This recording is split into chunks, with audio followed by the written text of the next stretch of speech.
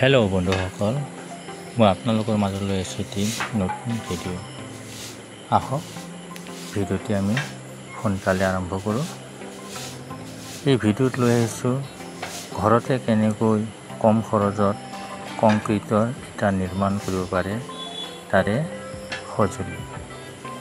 এই সঁজুলি নিৰ্মাণ কৰি অনা হৈছে যাতে ঘৰতে কংক্ৰিট বা ঢালাই ইটা নিৰ্মাণ কৰিব পাৰোঁ।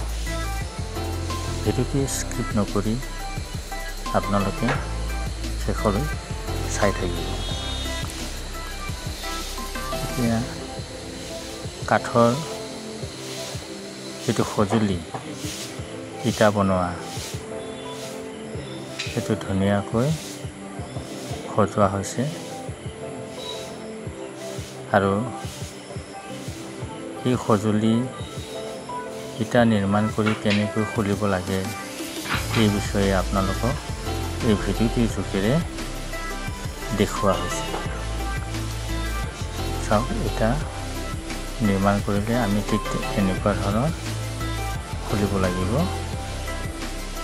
এই খোলাৰ যিটো কৌশল সেইটো দেখুওৱা হৈছে।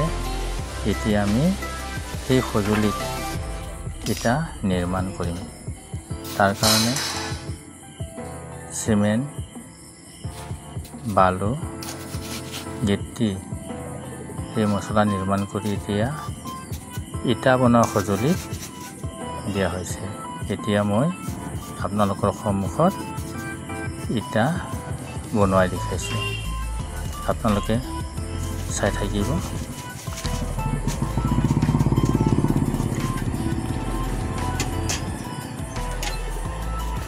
আৰু এই ইটা নিৰ্মাণ কৰা সঁজুলিত পাঁচটাকৈ 10টা ইটা নিৰ্মাণ কৰা হ'ব একেলগে। আৰু সেইলৈ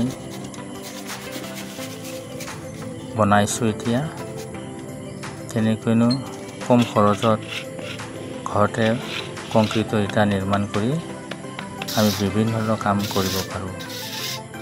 সেইটো আপোনালোকৰ আগত মই দেখুৱাই আছোঁ। চাই থাকিব আপোনালোকে ভিডিঅ'টি।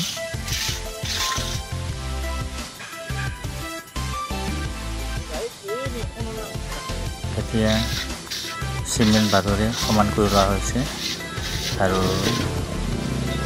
এই কংক্ৰিট ইটাত এটা চাপ বহোৱা হৈছে, নামৰ চাপ। এই চাপবিলাক এনেকৈ মাৰিব পাৰি।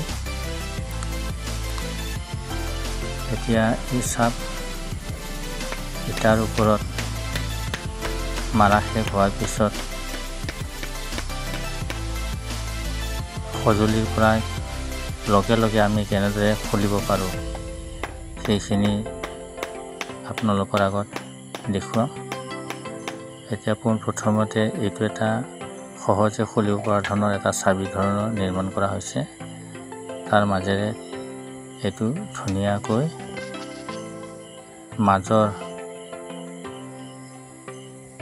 পাঁচটা ইটাৰ মাজত যিটো কাঠৰ টুকুৰা দিয়া হৈছে সেইটো উলিওৱা হৈছে, খোলা হৈছে। এটা চাইড আমি খুলি দিলোঁ। তাৰপৰা ধুনীয়াকৈ আমি আকৌ খুলিম আৰু এইটো এটা নতুনকৈ বনোৱা ইটাখিনি যাতে প্ৰেছাৰ নপৰে, মাজৰ 2টা ইটাৰ মাজত যিটো এটা কাঠৰ টুকুৰা দিয়া হৈছে সেইটো খুলি অনাৰ কাৰণে এটা চেষ্টা কৰা হৈছে ধুনীয়াকৈ।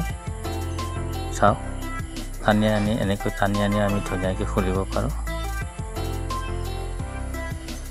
ধুনীয়াকৈ টানি অনা হৈছে, ইটাৰ মাজেৰে ওলাই আহিছে। এইবাৰ দ্বিতীয়টো আমি টানি উলিয়াই লৈ আহিম। ধুনীয়াকৈ আহিছে, টানি দিয়াৰ লগে লগে ইটাৰ সাজবিলাক ধুনীয়াকৈ স্পষ্ট হৈ পৰিছে। এনেকৈ আমি লাহে লাহে কংক্ৰিট চিমেণ্ট বা শিল বালুৰে নিৰ্মাণ কৰা ঢালাই ইটা আমি ঘৰতে নিৰ্মাণ কৰি ল'ব পাৰোঁ ধুনীয়াকৈ। চাওক বন্ধুসকল, ইটা নিৰ্মাণ কৰিলোঁ। এফালে 5টা আনফালে 5টা একেলগে 10টা ইটা নিৰ্মাণ কৰা হৈছে। এতিয়া আমাৰ তৈয়াৰ হৈ গ'ল। প্ৰথম বনাইছোঁ কাৰণে কিছু ফিনিচিংটো অকণমান কম হৈছে আৰু টানিলে যাতে কিছু ভাঙি যায় নেকি ঠিক তেনেকুৱা সন্দেহ হৈছে, কিন্তু সন্দেহ কৰিব লগা নাই। প্ৰথম কাৰণে এইটো এটা সন্দেহ আহিছিলে। ধুনীয়াকৈ চাওক ইটা হৈ গ'ল। আৰু এনেকৈ আমি কংক্ৰিট ঢালাই ইটা কম খৰচ ঘৰতে বনাই ল'ব পাৰোঁ। Thank U.